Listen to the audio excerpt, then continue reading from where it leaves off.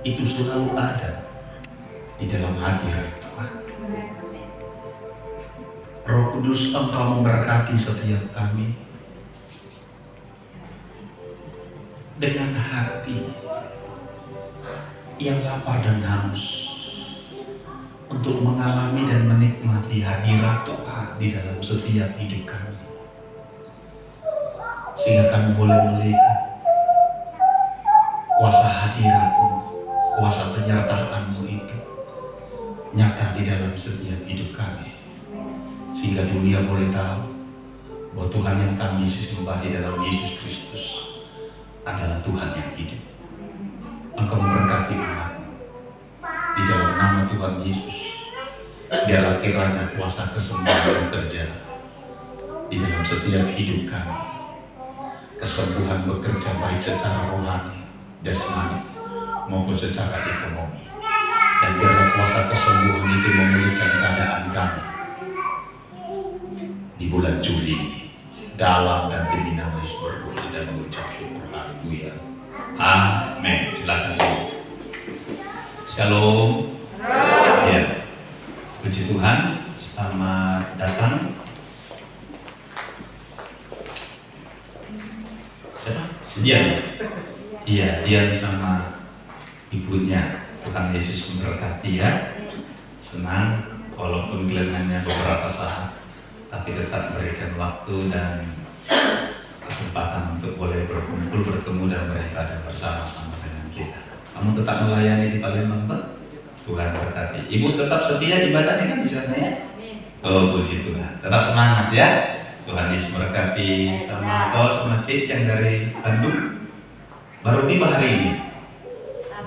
Orang kemarin, puji Tuhan. Sampai selamat ketemu lagi ya. Tuhan Yesus berkati dan buat yang lainnya. Puji Tuhan.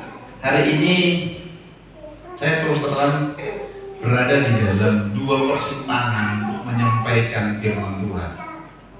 Ya, yang pertama itu Tuhan taruh, yaitu bicara tentang soal bagaimana Tuhan menyembuhkan orang yang sakit 38 tahun di kolam Bethesda. Kolam Bethesda itu artinya kemurahan. Saudara terkasih, yang dimana orang ini lumpuh selama 38 tahun dan dia berharap di dalam setiap perayaan orang Yahudi di Yerusalem, yaitu bicara tentang perayaan Paskah, itu hari raya besar mereka, itu biasanya di kolam itu sekali setahun itu bergoncang, dan setiap orang yang masuk di dalam air yang ketika digoncang oleh Tuhan, maka apapun penyakitnya disembuhkan, apapun penyakitnya, entah penyakit apapun. Tetapi orang ini selama 38 tahun ya, dia cuma hanya melihat mujizat Tuhan. Dia hanya melihat orang-orang lain mengalami jamahan Tuhan. Ada orang yang sakit lumpuh sembuh, ada orang yang penyakit kusta keluar dari kolam itu sembuh, ada yang buta sembuh. Saudara terkasih di dalam Tuhan. Sampai satu hari Yesus datang dan ketemu dengan orang itu. Dia tanya sama orang lumpuh ini, apakah engkau mau sembuh? Saya ketika baca ayat ini, saudara, ini biasa kan biasanya. Kalau saudara baca itu dalam Yohanes pasal 5, itu saya nangis, saudara. Ini tawaran yang sangat manis yang Tuhan berikan kepada orang lumpuh yang selama 38 tahun, saudara terkasih, dia hanya melihat orang lain dijamah, disembuhkan Tuhan. Selama 38 tahun dia berharap, saudara terkasih, dia bisa mengalami itu. Tapi hari itu Tuhan bilang kayak gini, apakah engkau mau sembuh? Saudara terkasih dalam Tuhan, kalau hari ini Tuhan datang bersama saudara dan Tuhan tanya, apakah engkau mau sembuh? Apakah mau saudara dipulihkan? Apakah engkau ingin mengalami mujizat? Apa jawab saudara terkasih? Mungkin kebanyakan kita seperti orang lumpuh ini ngomong sama Tuhan, Aku sudah sekian tahun. Dia cerita tentang apa? Tentang hidupnya, tentang usahanya dia dan lain sebagainya. Atau dengan kata lain mau sebenarnya gini kata-kata dia mau bilang gini, saudaraku, aku mau, sebenarnya aku mau sembuh. Siapa yang nggak mau sembuh? Tapi aku nggak bisa. Tidak ada orang yang menolong aku. Aku nggak bisa. Aku banyak kekurangan. Aku nggak bisa karena aku punya kelemahan. Berapa banyak saudaraku ketika Tuhan bertanya, ketika Tuhan datang kepada saudara, berapa banyak saudara langsung melihat diri saudara? Diri saudara yang nggak layak, diri saudara yang nggak pantas, diri saudara yang penuh dengan kekurangan, diri saudara mungkin yang penuh dengan dosa sehingga saudara melihat diri saudara penuh dengan kenajisan. Masih adakah kesempatan buat saya? Tapi Tuhan sedang mau bilang kayak gini, apakah engkau mau sembuh?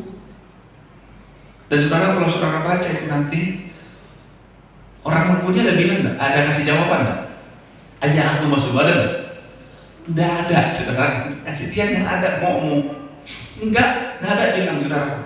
Tapi Tuhan akhirnya apa? Tuhan bilang apa? Berdiri angkat dia, ilmu dan pulang. Wow, luar biasa saudara akan terkasih dalam Tuhan. Ketika saya baca di saudara akan terkasih dalam Tuhan, hati saya sangat bergetar. Dan terhubung langsung Tuhan ingatkan di dalam Ibrani pasal yang ke-13 ayat yang ke-8. Bahwa dikatakan di sana bahwa Tuhan itu tidak berubah. Coba kita buka dulu Ibrani pasal yang ke-13 ayat 8. Yesus Kristus, apa sama-sama baca 2-3 ya. Yesus Kristus tetap sama, baik kemarin maupun hari ini dan sampai selama-lamanya. Yesus kita berubah dan enggak. Tapi saudara perlu berubah. Kalau saudara nggak berubah, konsekuensinya saudara perlu disalibkan. Saudara mau disalibkan? Kalau nggak mau disalibkan berubah. Haleluya. Ada men saudara yang terkasih dalam Tuhan. Yesus Kristus tetap sama. Amin. Katakan, Tuhanku tetap sama. Kalau dulu Tuhan mengerjakan mujizat, hari ini dia mau tetap mengerjakan mujizat. Kalau dia dulu penuh dengan kemurahan, hari ini juga dia penuh kemurahan, tidak. Saudara yang terkasih, saudara tahu apa dosa terbesar buat saudara dan saya nggak bisa mengalami dan menikmati mujizat Tuhan dalam hidup. Iya, dosa terbesar adalah ketidakpercayaan kita kepada Tuhan. Inilah dosa terbesar saudara yang terkasih di surga. Ketidakpercayaan, inilah kita tidak pernah mengalami mujizat Tuhan, mengalami pertolongan Tuhan, mengalami damai sejahtera Tuhan, mengalami manifestasi kehadiran Tuhan dalam hidup kita. Ketidakpercayaan inilah yang menghalangi dan menghambat setiap kita gereja Tuhan, anak-anak Tuhan, mengalami keimanuelan Tuhan dalam hidup saudara dan saya. Jadi kalau ada orang yang bilang bahwa tidak ada lagi mujizat, ngapain? Banyak orang saudara yang terkasih. Saya perhatikan belajar di YouTube, banyak saudara yang terkasih. YouTuber anak-anak Tuhan, saudara, banyak menganggap mujizat itu. Bahkan ketika ada orang yang mengalami mujizat atau ada orang yang melayani pelayanan kesembuhan, diolok-olok saudara yang terkasih dalam Tuhan. Saudara yang terkasih dalam Tuhan. Kalau kayak gitu, kenapa nggak pergi ke rumah sakit? Sembuhkan semua orang sakit, saudara yang terkasih dalam Tuhan. Banyak hal yang diomongi, saudara yang terkasih. Saya mau katakan kepada saudara, kalau engkau belum mengalami bukan berarti Tuhan tidak bekerja sampai hari ini. Kalau engkau belum mengalami karena engkau tidak percaya. Cuman itu saja jawaban saya. Tapi kalau engkau percaya, engkau bisa mengalami pertolongan Tuhan, pembelaan Tuhan, dan mujizat Tuhan atas hidup saudara dan saya. Beberapa minggu yang lalu saya sudah jelaskan kepada saudara, ketika saudara sedang berada di dalam situasi dan kondisi yang tidak mengenakan atau apapun saudara yang terkasih, saya mengajak setiap saudara dan saya membangun sebuah gambaran yang jelas tentang siapa Tuhan, tentang siapa Tuhan atas kondisi yang saudara hadapi. Berapa kali Tuhan menunjukkan menampilkan siapa diri dengan berbagai macam nama. Salah satunya adalah Jehovah Jireh, Yehova Rafa. Di sisi yang lain dia disebut sebagai apa? El Shaddai. Seringkali dia memperkenalkan diri dengan nama-nama yang berbeda yang menunjukkan tentang situasi yang sedang dialami oleh umatnya. Saudara yang terkasih, saudara saat ini sedang mengalami kondisi saudara sedang apa? Mari saudara yang terkasih, bangun gambaran tentang Tuhan. Siapa Tuhan di dalam situasi kondisi yang saudara sedang alami, dan saudara bisa panggil Dia. Sama seperti wanita yang mengalami penyakit pendarahan. Setelah dia mendengar berita-berita tentang Yesus, dia punya gambaran bahwa Yesus itu siapa, saudaraku? Penyembuh. Sebab dia bilang gini, asal ku jamah saja jubahnya, aku akan sembuh. Dia mempunyai gambaran yang jelas. Setelah dia dengar berita-berita tentang Yesus, dia punya gambaran yang jelas. Dia membangun gambaran tentang siapa Yesus di dalam situasi yang sedang dihadapi. Dia dihadapi apa, saudaraku? Dia mengalami penderitaan oleh karena sakit yang dialami selama 12 tahun. Sehingga dia, saudara terkasih, dia bangun gambaran bahwa Yesus itu adalah penyembuh. Karena itu dia mau keluar, dia berangkat dari tempat persembunyiannya, saudara terkasih. Berangkat keluar dari tempat pengasingannya. Dia melangkah dengan iman, dia melangkah dengan percaya. Asal ku jamah saja ujung jubahnya, aku akan sembuh. Apa yang terjadi, saudaraku? Dia sembuh. Saya mau tanya, apa ketika itu orang-orang banyak yang mengurumuni, tidak ada orang sakit? Banyak orang sakit. Serang kalau kita baca di Kitab, kemanapun Yesus pergi, pasti banyak orang-orang sakit, orang-orang lemah, orang-orang yang miskin, yang datang berbondong-bondong kepada Yesus. Banyak orang-orang yang berdosa datang ingin berjumpa dengan Tuhan. Tapi adakah dari semua mereka yang mengalami pertolongan dan mujizat Tuhan? Tidak. Kenapa, saudara terkasih? Seringkali mereka datang hanya sekedar sebagai penonton. Seringkali mereka datang cuma hanya sebagai pendengar. Seringkali mereka datang cuma hanya ingin melihat dan menyaksikan saja. Tapi mereka tidak punya kerinduan untuk datang mengalami kuasa Tuhan. Wanita ini, saudara, dia jelas, dia punya gambaran yang jelas siapa Tuhan.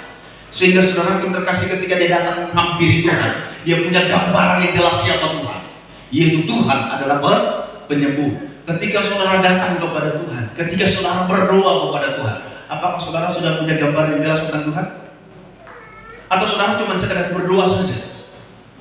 Itu yang membuat perbedaan kita dengan wanita ini. Wanita ini ketika dia datang kepada Tuhan, dia punya gambaran yang jelas siapa Tuhan. Ketika saudara datang berdoa kepada Tuhan, saudara punya gambaran yang jelas siapa Tuhan. Sehingga saya percaya, saudara, ketika saudara berdoa punya gambaran yang jelas, saudara datang berdoa kepada Tuhan, engkau berkata, aku tahu Tuhan, engkau penolong dan penolongku. Sehingga ketika engkau berkata amin, engkau keluar, engkau tidak lagi menjadi seorang yang punya sikap, punya mental pecundang. Ada amin? Engkau tidak lagi menundukkan kepalamu, tapi engkau akan menegakkan lehermu, karena engkau tahu Tuhan adalah penolong engkau. Tapi berapa banyak engkau ketika datang, saudara, kepada Tuhan, engkau pula ketika engkau datang kepada Tuhan dan ketika engkau keluar katakan amin, tidak terjadi apa-apa dalam hidup. Bukan karena Tuhan tidak peduli dengan engkau, bukan karena Tuhan tidak mau tolong engkau, bukan karena Tuhan tidak memberkati engkau, tapi karena apa, saudaraku? Ketika engkau datang, engkau cuma sekedar datang tanpa memiliki gambaran yang jelas siapa Tuhan yang sedang kau datangi.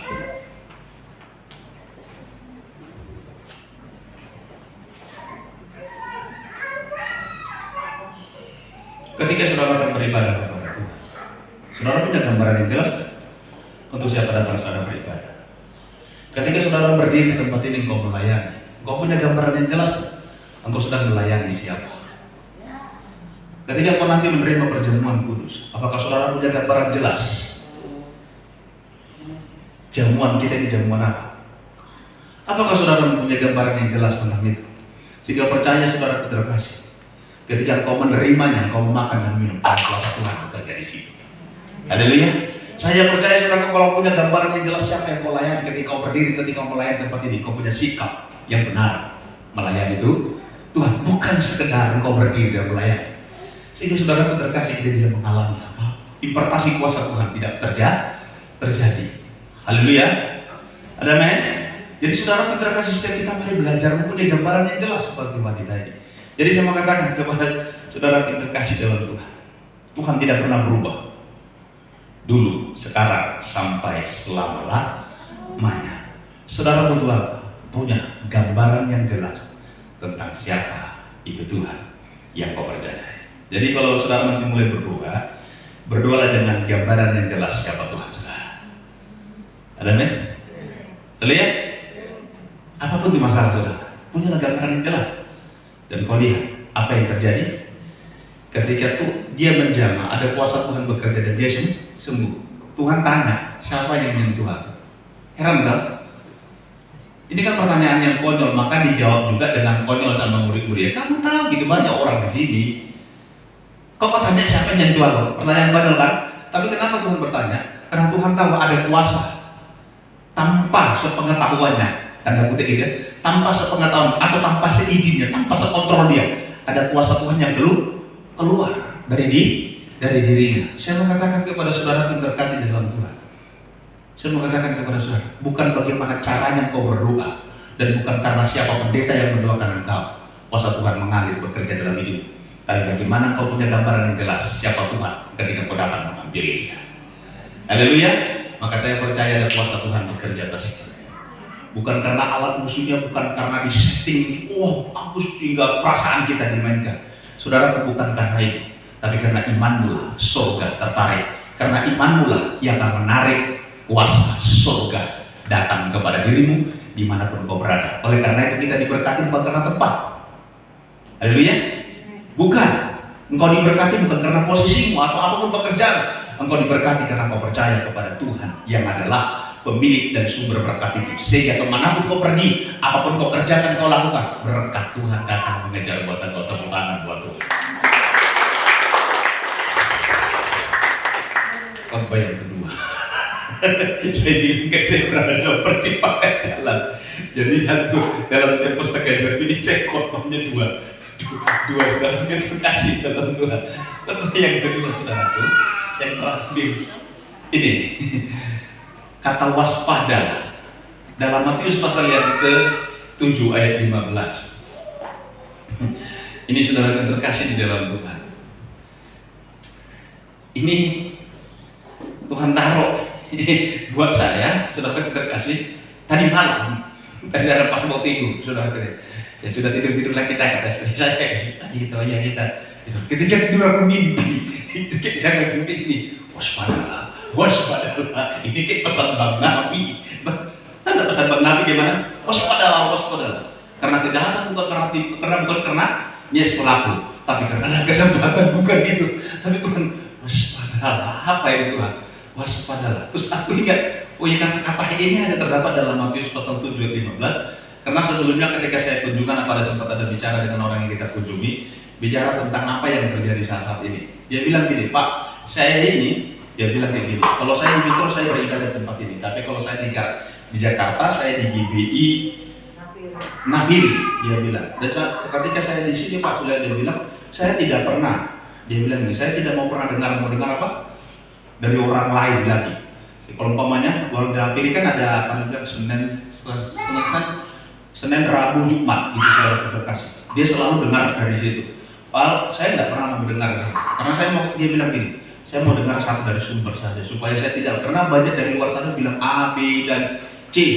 Dia bilang, nanti dibilang ini A, ini baik, nanti di B. Ini yang membuat kita menjadi rancu. Ini yang membuat kita jadi apa? Semuanya pasti orang ingin menunjukkan bahwa dia baik. Tapi di mana pertama kali aku di situ, saya bertumbuh, saya berapa, jadi saya dengar. Sampai hari ini saya bilang, walaupun saya banyak mendapatkan tawaran untuk kayak gini, tapi saya tidak mau. Nah, mungkin dari situ saudara terkasih dalam Tuhan itu, ketika saya itu terbawa seperti itu.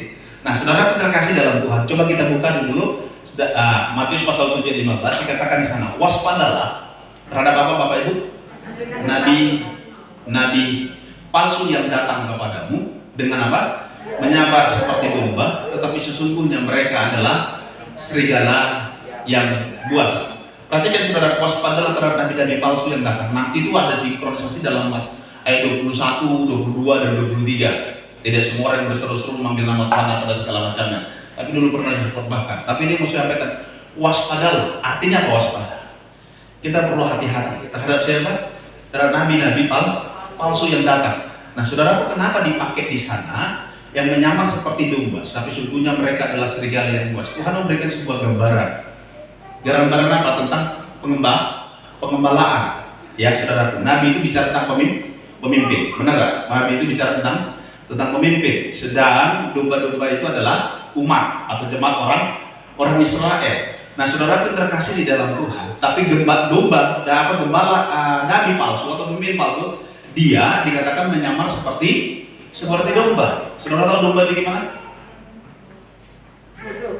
Iya, domba itu lemah lembut, domba baik dan lain sebagainya. Sehingga saudara terkasih, kita bisa berada dekat dengan dia. Tapi suatu saat saudara pun terkasih dalam Tuhan, dia akan membawa kita atau menyesatkan kita ataupun menelan kita. Itu yang saya tangkap yang pertama. Jadi kita perlu hati-hati untuk itu. Waspada. Nanti ada 3 hal yang perlu kita pakai sebagai rambu waspada terhadap nabi palsu ini. Saudara terkasih, dikatakan nabi palsu. Perhatikan kayak gini. Bagaimana mungkin nabi ini bisa menyesatkan? Saya mau katakan kepada saudara, kalau kita bicara tentang nabi, itu bicara tentang apa? Nabi tugasnya menyampaikan pesan Tuhan, benar tak? Nabi itu adalah kerjanya dalam menyampaikan pesan Tuhan. Saudara terkasih, kenapa orang ini bisa menyesatkan kita? Saudara terkasih, saya bilang gini, nabi-nabi ini kata Tuhan dari proses ini, saudara tentunya seorang nabi ini tidak akan mungkin dia cuma hanya biasa-biasa saja. Kalau misalkan Pak Santo datang berdiri depan ini, saudara percayalah sama saya begitu. Saudara pasti akan ketawa lihat dia. Siapa bukan gitu istilahnya kan? Benar kan? Tapi saudara terkasih, kalau Pak Santo memiliki sesuatu yang lebih daripada yang lain, dia tinggi, cakep, ganteng, dia punya kemampuan yang lain, pasti berbicara, misalkanlah seperti itu, dia punya ada yang lain. Itu akan sangat mudah akan mudah mempengaruhi orang lain. Benar nggak, saudara terkasih? Walaupun mungkin untuk kelompok atau galangan-galangan tertentu, tapi setidaknya dia bisa. Jadi saudara, nabi di sini, nabi palsu ini tentunya bukanlah nabi sembarangan nabi. Artinya dia pasti mempunyai kemampuan. Benar? Dia punya kelebihan dari dia punya karisma, dia punya pengetahuan yang lebih, dia punya pengetahuan yang lebih. Paham saudara terkasih? Nah, persoalannya kan kita nggak ngerti dia palsu atau tidak. Jelas memang dia bilang begini, jelas dibilang saudara terkasih adalah dari buahnya kita akan mengerti. Tapi seringkali kalau kita bicara tentang buah, seringkali kita hanya berpikir soal apa? Tindakan perbuatan baik. Iya Pak ya? Saya mau katakan kepada saudara, orang yang nggak percaya Tuhan bisa jauh lebih baik dari kita. Iya Pak ya? Benar. Apa itu yang terkenal tuh Buddha yang Buddha ya? Yang suka nolong bantu, nggak siapapun orang dia bantu, dia tolong dan lain-lain. Saya bilang, ada nggak kita orang Kristen yang kayak gituan? Nggak ada, bantu gereja sama gereja aja sulitnya dalam gunungan. Ya Pak ya? Sedangkan mereka bisa. Jadi kalau kita mau tanya, bisa jadi lebih baik mereka dari kita. Seringkali kita hanya melihat dia baik atau tidak hanya dari perbuatannya. Ya Pak ya?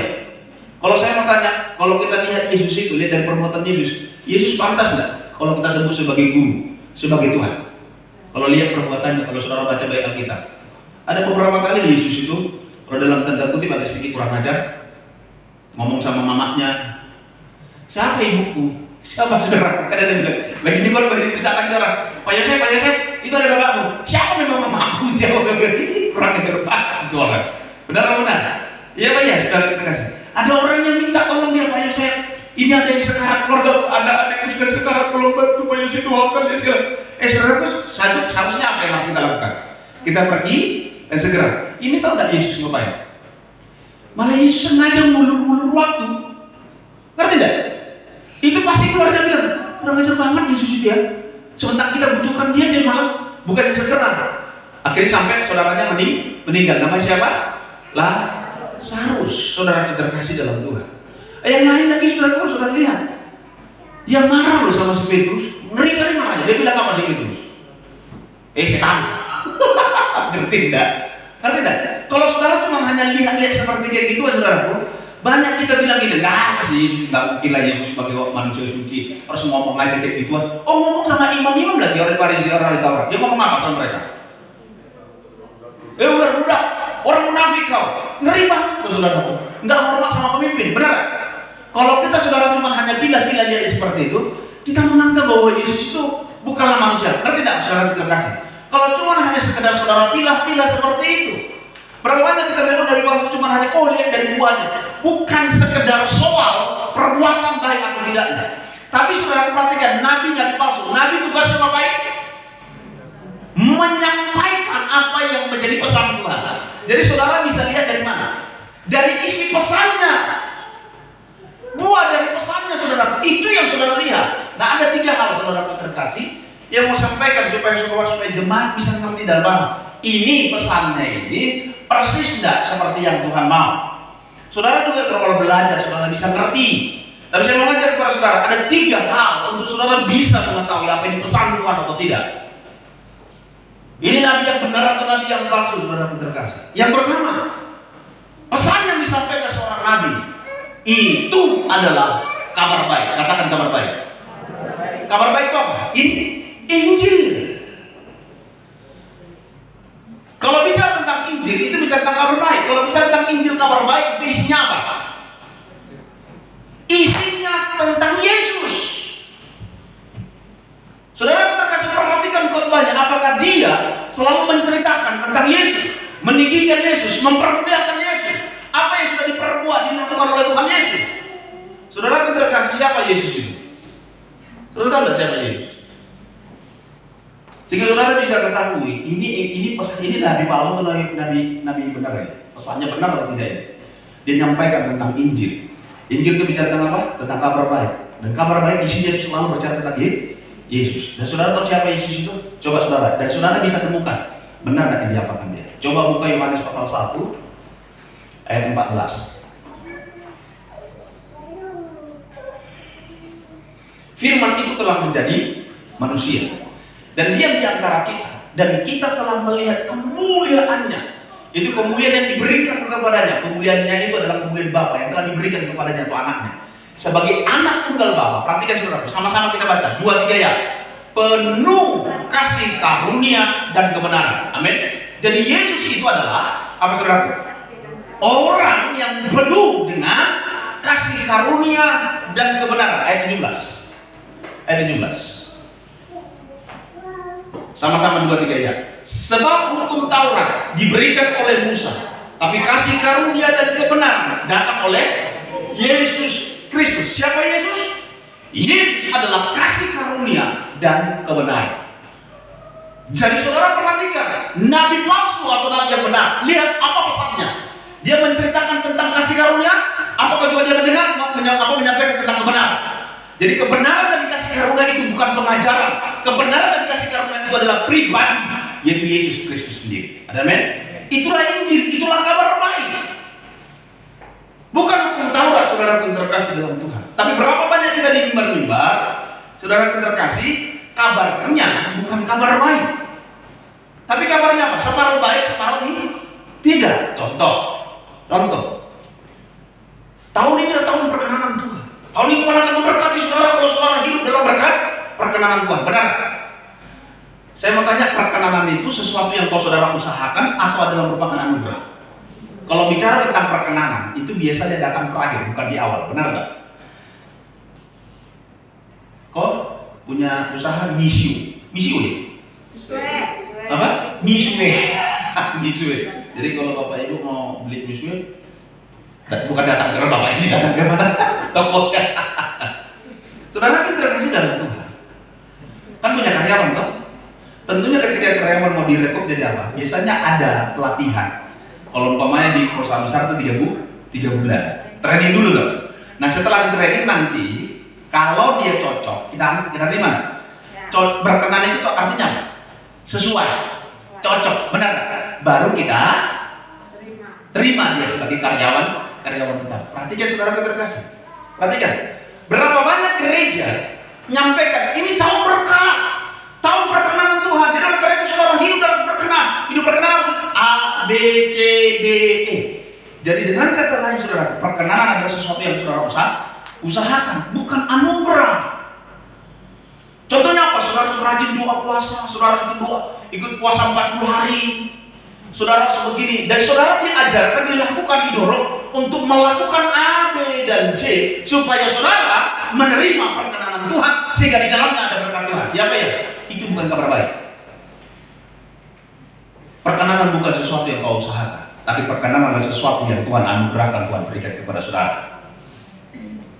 Ketika Tuhan Yesus setelah dibaptis, Tuhan bilang, Bapa bilang apa dari surga? Inilah anakku yang kukasihi, terus kepadanya lah aku berkenan. Saya mau tanya, Yesus sudah berbuat apa?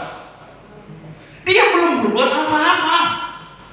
Seharusnya kata-kata itu diucapkan setelah Yesus mati di kayu salib. Karena dia sudah menyelesaikan apa yang menjadi misinya. Misinya Yesus apa? Mati di kayu salib untuk menebus dosa-dosa kita. Sebenarnya disitulah kata ada kata apa?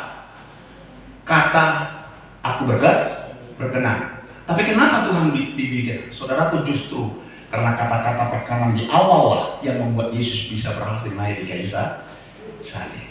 Jadi hidup di dalam perkenanan adalah bukan karena usaha saudara, tapi hidup di dalam perkenanan karena saudara itu adalah anugerah yang Tuhan berikan kepadamu. Oleh karena itu, sebagai orang yang berkenan kepada Tuhan adalah merupakan sesuatu yang wajar kalau saudara hidup benar. Ya Pak ya? Haleluya.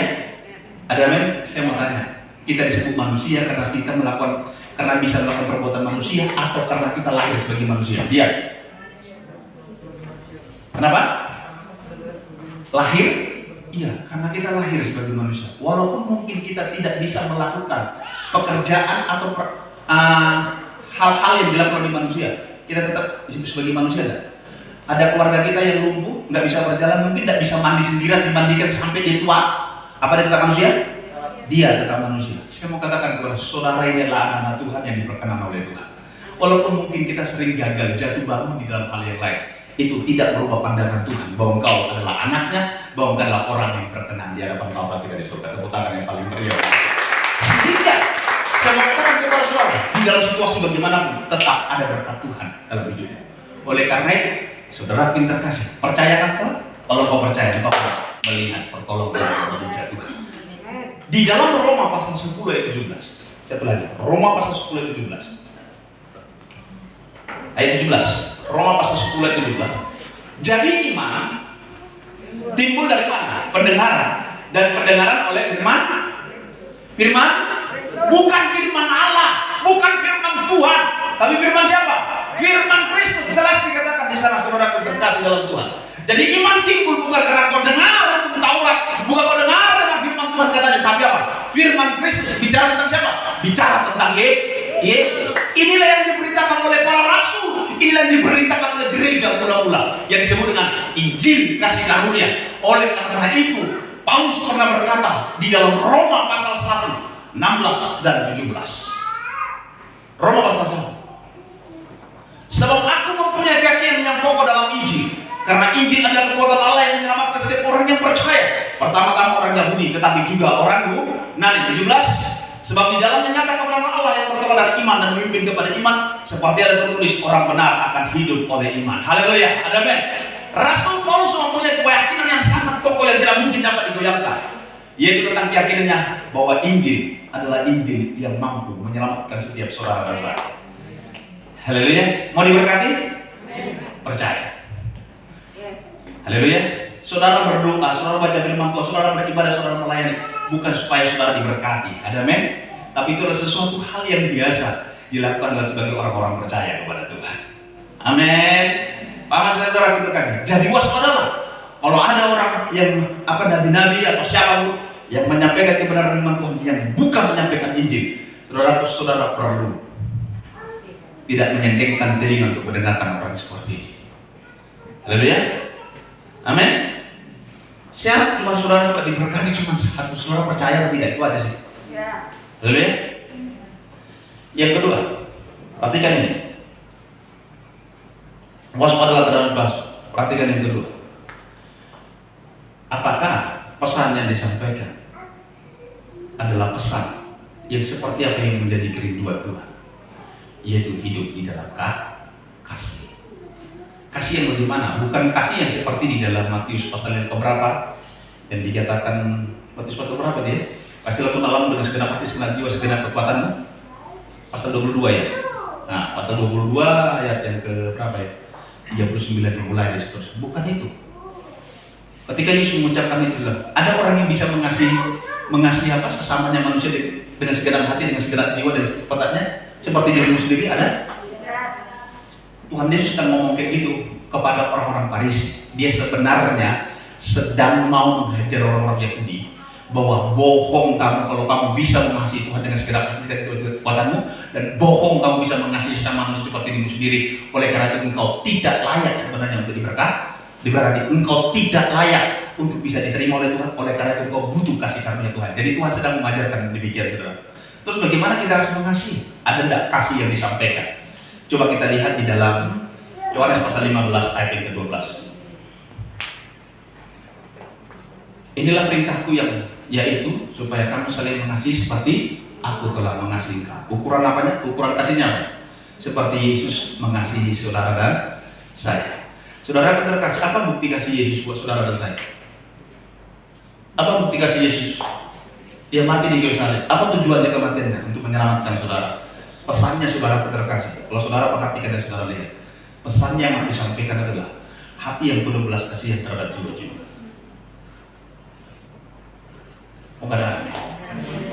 Saya mau tanya saudara, apakah saudara masih punya hati yang hancur melihat pasangan saudara, anak saudara, keluarga saudara yang belum percaya Tuhan? Apa yang saudara lakukan buat orang seperti ini? Coba saudara jujur, apa saudara berdua tidak sungguh-sungguh dengan orang ini? Halo? Ada tidak pesannya ini, saudara terkasih? Yaitu di mana saudara dan saya betul-betul mau berdoa, rindu supaya orang ini juga ngalami kasih Tuhan, nikmati kasih Tuhan.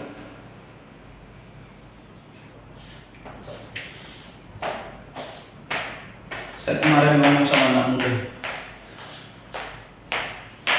Coba kamu lihat, senang tidak punya orang tua? Senang. Bahagia tidak? Bahagia. Buka mata kita lihat ada orang tua. Tapi coba umpamanya nanti kita di surga, kau buka mata kau gak lihat orang tua. Senang tidak? Tidak apa begini. Selagi masih ada kesempatan, mari doa, mari sungguh-sungguh ingatkan orang tua, papa, mama, ayo mari datang ke Tuhan. Ingat Tuhan, ingat Tuhan. Jangan pernah jemu-jemu. Haleluya. Amin. Jadi saudara, pesan yang disampaikan adalah hati yang penuh belas kasihan terhadap jiwa-jiwa. Kita punya kerinduan supaya jiwa-jiwa dimenangkan, jiwa-jiwa diselamatkan. Dimulai dari orang-orang di sekitar, di sekeliling saudara dan saya. Amin. Itu tugas siapa? Tugas kita, bukan tugas orang lain. Tugas siapa? Tugas kita. Yang ketiga, yang terakhir, saudara terkasih. Pesan yang disampaikan apa? Pesan yang ketiga adalah amanat agung Tuhan. Ya, pesan yang kedua adalah perintah agung. Perintah agung apa? Mengasihi orang lain sebagaimana Yesus mengasihi kita. Jadi ukurannya gimana? Seperti Yesus mengasihi kita. Yang ketiga, amanat agung. Amanat agung apa? Matius pasal berapa? 28 ayat 19-20. Perintahnya apa amanat agungnya? Jadikan semua suku bangsa menjadi murid. Saudara terkasih, berhenti, stop berbuat baik tanpa tujuan. Oh, gak ada amin? Stop, berhenti berbuat baik tanpa tujuan. Berapa banyak kita suka nolong orang lain? Cuma hanya sekedar menolong. Tujuannya apa? Tujuannya sebenarnya sih orang yang kita tolong menjadi murid. Alkitab banyak mencatat Yesus, contoh yang paling nyata Yesus. Apa yang kurang baik Yesus? Kurang baik Yesus. Tapi ditolak enggak? Sebagian besar orang bangsa Israel, salibkan dia. Apa dia? Penjahat. Dia bahkan berada di tengah-tengah masyarakat, lingkungan. Dia tolong, dia bantu orang lain enggak? Tolong bantu. Tapi akhirnya mereka menolak Yesus. Bahkan murid-muridnya ada yang mengkhianati dan menyangkal dia. Ya apa ya? Apa kurang Yesus? Tidak ada. Yang kedua, contoh yang lain. Ahok, pemimpin ini memang mulutnya kasar, tapi hatinya tidak sekasar mulutnya. Hatinya lembut banget kayak hati saya. Karena ada Yesus di dalamnya. Itu loh maksud saya. Begitu, saudara. Saudara terkasih. Apa? Aku nggak tolong orang. Marbot masjid dikirimnya kemana? Umroh semua, saudara terkasih. Yang patut naik haji dia apa semua. Tapi semua mereka tahu. Jadi berhenti mau berbuat baik. Berhenti berbuat baik tanpa saudara tidak punya tujuan. Saudara berbuat baik harus tujuan. Tuhan bilang jadikan semua bangsa menjadimu murid. Pesannya saudara terkasih, jangan sekedar berbuat baik, tapi kau harus punya misi, yaitu menjadikan semua bangsa menjadi murid Tuhan. Ketemu dengan orang percaya kau punya kerinduan, orang itu menjadimu murid, menjadi pengikut Tuhan. Yang menjadi pengikut Tuhan yang ngapain saudara terkasih? Yang boleh memuridkan orang lain, bukan sekedar engkau berbuat baik. Kalau cuma sekedar berbuat baik, menolong orang lain dan lain sebagainya, orang yang nggak percaya Tuhan juga bisa lakukan. Amin. Tapi setiap kita sebagai gereja Tuhan, mari kita belajar untuk menjadikan semua bangsa, suku bangsa menjadi murid. Mana si Dion? Mana si Dion itu?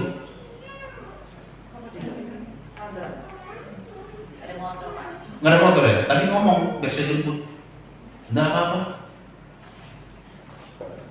Si Dion itu orang Muslim, tinggal nama Gi, tanda nama Gi di depan. Kemarin aku ngomong, nanti kau ganti namanya jadi Gideon. Iya Pak.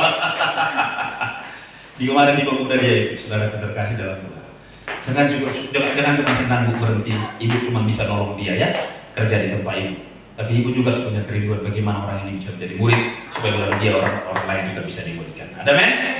Tuhan Yesus memberkati kita. Tepuk tangan dong. Kurang panjang ya? Oh, kita tambah lagi ada topik khotbah yang ketiga. Baik, saudara terkasih dalam Tuhan, saya percaya bahwa setiap kita adalah orang-orang yang mengasihi, dan kita adalah orang-orang yang percaya kepada Tuhan, dan setiap saudara dan saya adalah orang-orang yang berkenan di hadapan Tuhan, adalah orang-orang yang diberkati oleh Tuhan. Oleh karena pagi hari ini saudara dan saya adalah orang-orang yang layak untuk menerima perjamuan kudusnya Tuhan. Mari saya undang pelayan Tuhan untuk maju ke depan. Kita akan menikmati perjamuan kudus. Haleluya. Oh Yesusku. Tuhan, aku sudah sampaikan apa yang menjadi isi hatimu kepada seluruh jemaat Tuhan. Biarlah kiranya Roh Kudus memberkati dan Roh Kudus beracara dalam hidup mereka, dalam hati dan pikiran mereka. Dan biarlah kiranya Roh pewahyuan itu menjadi bagian mereka ketika mereka mendengar firman Tuhan. Dan biarlah bagian-bagian yang sudah kebutuhan mereka, Roh Kudus berbicara kuat di dalam hidup mereka, yang membawa mereka untuk mengalami dan menikmati pengalaman yang baru bersama dengan Tuhan. Terima kasih, aku bersyukur pagi hari ini kami akan menikmati perjamuan yang dimana hidangan tubuh dan darahmu sendiri dalam bentuk roti dan anggur. Kami percaya ada kuasa Tuhan, ada kehidupan Tuhan di dalam perjamuan kami, sehingga setiap kami yang menerima, kami diberkati oleh Tuhan karena kami adalah orang-orang yang percaya. Banyak kesaksian yang kami dengar ketika mereka menerima dan percaya dengan perjamuan Tuhan. Kuasa Tuhan bekerja sesuai dengan gambaran yang mereka terima dalam hidup mereka ketika mereka perjamuan. Terima kasih Bapakku, bersyukur Engkau memberkati setiap umat-Mu dalam dan demi nama Yesus. Haleluya. Amin.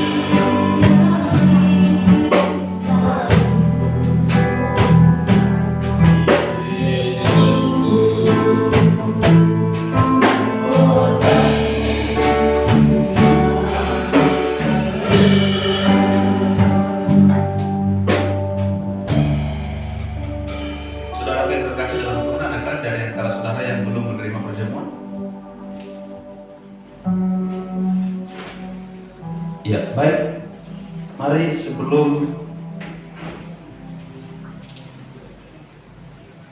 agak sedikit sulit ini bukanya.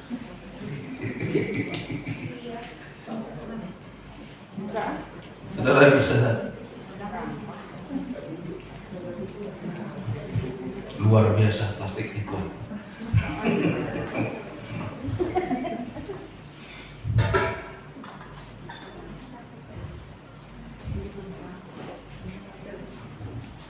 Saudara juga boleh siap-siap untuk membuka apanya? Mana tahu. Juga susah untuk membukanya. Baik, sudah.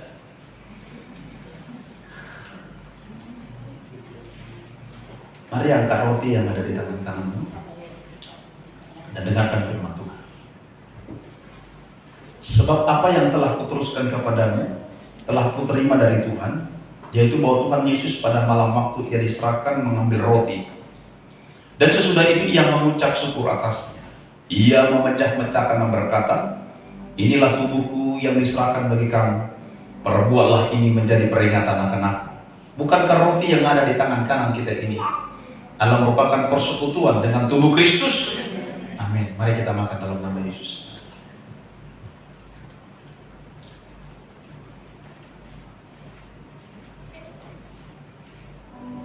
Terima kasih Tuhan. Terima kasih.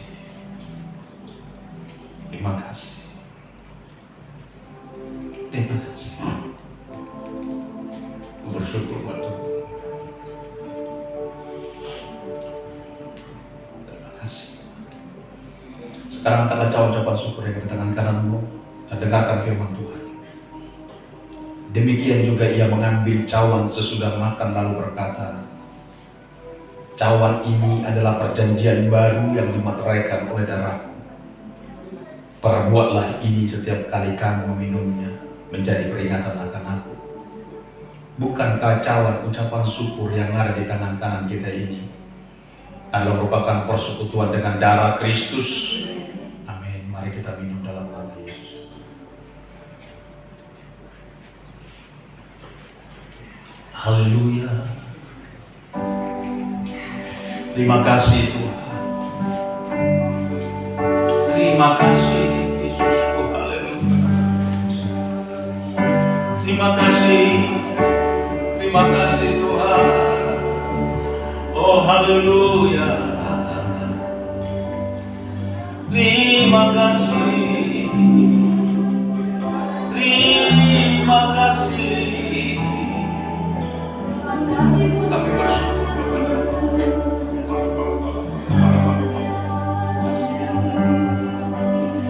terima kasih buat anak. Terima kasih buat anak. Nama Yesus.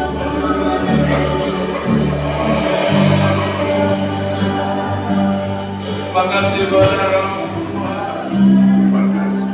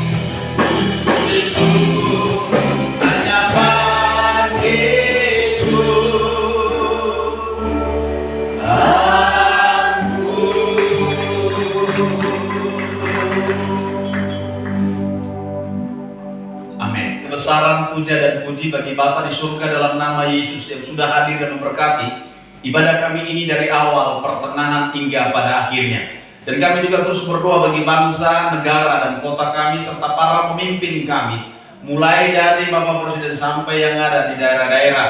Biarlah kiranya shalom yang daripada Tuhan memerintah di atasnya, roh takut Tuhan dan hikmat daripada Allah memampukan para pemimpin kami untuk menjalankan fungsi dan tugas mereka. Kami juga berdoa buat tempat ini di mana kami dapat Taman Palem, di mana kami beribadah. Tuhan memberkati Taman Palem, Tuhan memberkati apa yang ada di dalamnya. Dan biarlah orang-orang yang datang ke tempat ini menikmati fasilitas yang ada, mereka diberkati. Berkati Bu Centen dan seluruh karyawan, semua orang yang bekerja, berikan hikmat, kemampuan, kecakapan, kekuatan, dan kesehatan. Tuhan terus tambahkan hikmat daripada Tuhan bagi Bu Centen untuk dapat mengelola apa yang Tuhan percayakan kepadanya. Kami juga berdoa buat seluruh jemaat Tuhan yang berulang tahun dalam minggu ini, baik itu ulang tahun kelahiran maupun pernikahan. Tuhan berkati mereka berlimpah-limpah di dalam nama Tuhan Yesus Kristus. Dan seluruh jemaat Tuhan yang dapat hadir bersama dengan kami dalam kondisi apapun mereka, kami percaya anugerah, kemurahan, dan kebaikan Tuhan tetap ada atas hidup mereka. Dan setiap kami yang sudah mengambil bagian di dalam ibadah pada pagi hari ini, Tuhan memberkati kami baik rohani, jasmani maupun secara ekonomi. Terima kasih.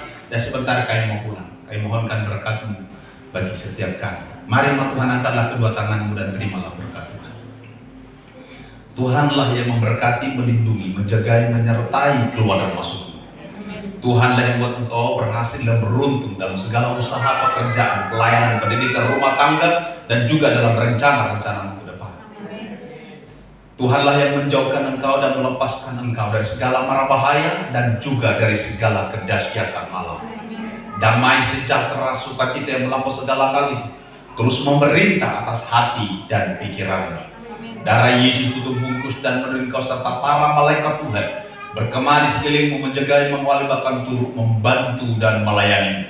Terimalah berkat ini di dalam nama Bapa, Putra, dan Roh Kudus, yaitu di dalam nama Tuhan kita Yesus Kristus yang percaya dan sudah diberkati oleh Tuhan. Bersama saya kata